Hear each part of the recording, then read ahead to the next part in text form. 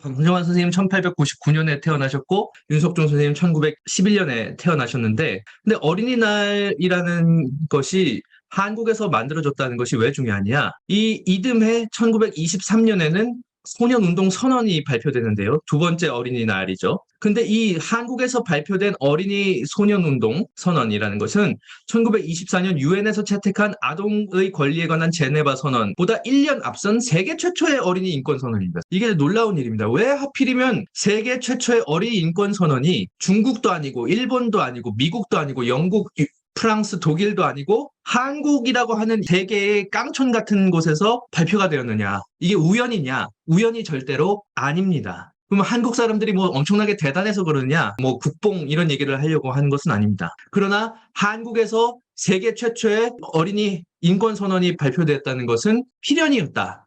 그것이 방정환 윤석종과 관련이 있다라는 얘기입니다. 여기서 한 가지 더 말씀드릴 것은 그동안 최초의 어린이날이 1923년이라고 잘못 알려져 왔습니다. 그런데 최근에 연구에 따라서 1922년이 최초의 어린이날이 맞다라는 것이 밝혀졌고 여러분들이 앞으로는 꼭 이 점을 꼭꼭 기억해 주셨으면 좋겠습니다. 최초의 어린이날은 1922년 5월 1일이었다. 그런데 요즘은 5월 5일의 어린이날이죠. 그때는 5월 1일이었습니다. 왜 5월 1일이 어린이날이냐?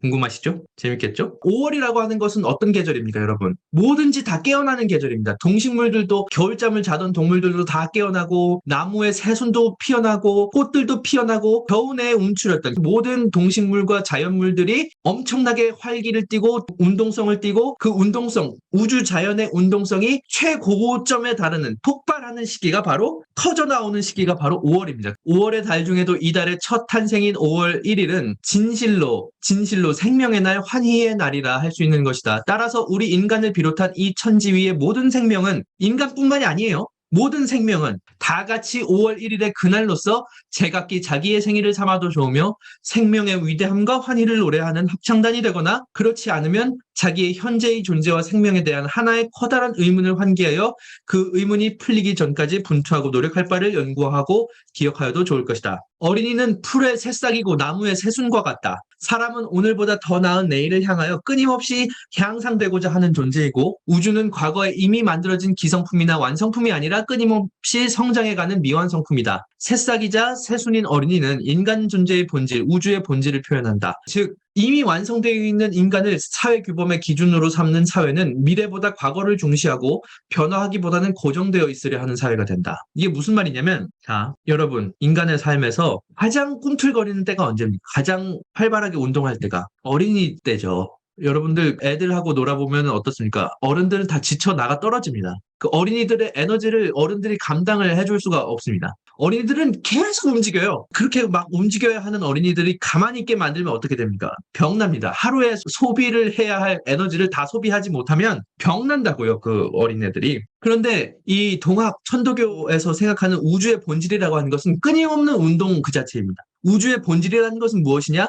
변화, 운동. 이것이 우주의 생명력, 우주에 가득 차 있는 만물에 가득 차 있는 생명력이라고 생각했습니다. 이게 동학의 사상인데 그렇다면 자 보세요. 원래 나이 들수록 안 움직이고 싶어 하죠. 여러분들 들어눕고만 싶어 하고 회사 끝나고 집에 가면 눕고 싶어 하고 저도 항상 누워있는 게 좋아요. 가만히 있는 게 좋고 이게 어린이 마음이 없어지는 겁니다, 여러분. 어린이 마음이 없어진다는 건 뭐냐? 눕고 싶다. 아무것도 안 하고 싶다. 이게 이제 어린이 마음이 없어지고 어른이 되어간다. 굳어간다. 이런 겁니다. 경화되어 간다. 딱딱해져 간다. 잘 들어보세요. 우주의 본질은 뭐라 그랬죠?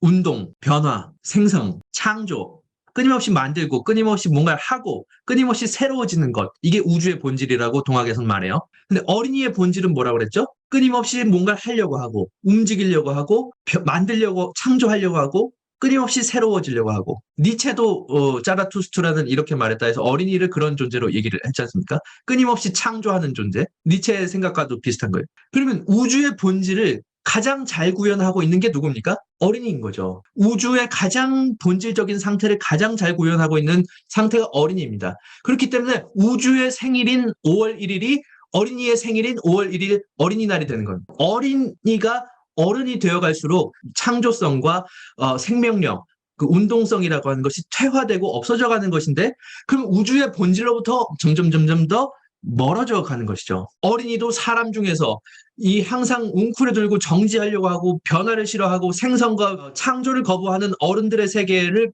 뚫고 거기에 생명력을 불어넣는 유일한 존재인 어린이가 서로 소통하면서 우주 만물의 본질이 바로 그러한 창조성 그리고 생명력, 활동성으로 이루어지는데 그것을 가장 잘 드러내는 것이 어린이라는 존재고 가장 잘 드러내는 우주의 본질이라는 것이 곧 우주 속에 들어있는 하느님, 즉 생명력을 가장 잘 드러내는 것이 어린이고 따라서 어린이가 하느님이라는 겁니다. 어린이를 하느님으로 모신다라고 하는 것은 단순히 어린이와 어른을 평등하게 대우하자라는 그런 유치한 얘기가 아닙니다.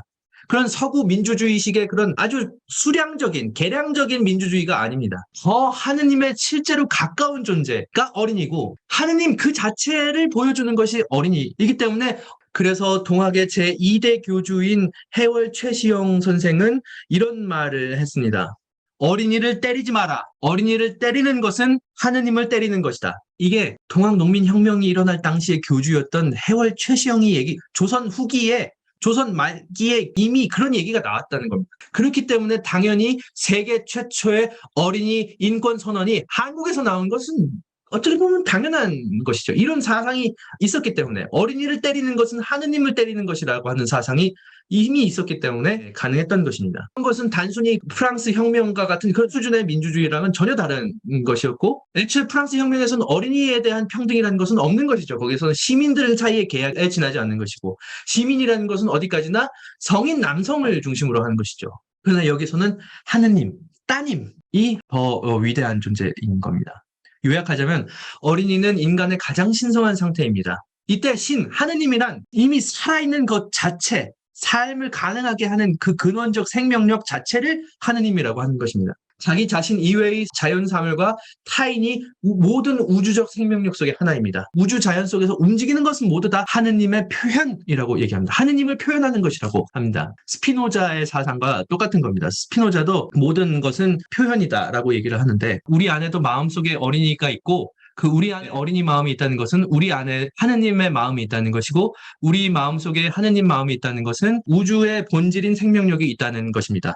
인간이 세상을 망칠 수도 있듯이 좋은 세상을 만들 수 있는 것도 또 인간밖에 없다고 생각이 듭니다. 동물이 세상을 바꾸기는 좀 어렵고 오늘날 학계에서 포스트 휴먼 얘기 저는 잘 모릅니다만 인간 중심주의를 벗어나야 한다 얘기를 하지만 동학에서는 어떻게 이야기를 하냐면은 인간과 동식물과 만물이 다 하느님이다라고 얘기를 하면서도 동시에 인간은 최령자다, 가장 영적인 존재다 라는 말을 덧붙여 놓고 있습니다. 영적이라고 하는 것, 서구에서는 인간이 가장 이성적인 동물이기 때문에 인간이 자연을 지배하는 것은 정당하다. 이 서구에서는 이성이라고 하는 것이 비인간에 대한, 자연에 대한 인간의 지배를 정당화하는 것으로 되어 있는데 인간의 본질을 이성에 놓는 것이죠. 그러나 동학에서는 인간의 본질을 영성에다 놓는 것이 특징이라고 할 수가 있겠습니다. 그것이 아까 장태선 선생님 말씀하신 섬세함이라고 할 수 있겠는데요. 이 영성이라고 하는 것이 무엇이겠습니까? 공감할 줄 아는 마음, 누가 아프면 가서 아픈 데를 보듬어 줄 수 있는 마음, 왜 아프냐고 물어볼 수 있는 능력, 그것이 영성 아니겠습니까? 나 아닌 것도 나처럼 느낄 수 있는 것이 영성의 근본 정의가 아닐까.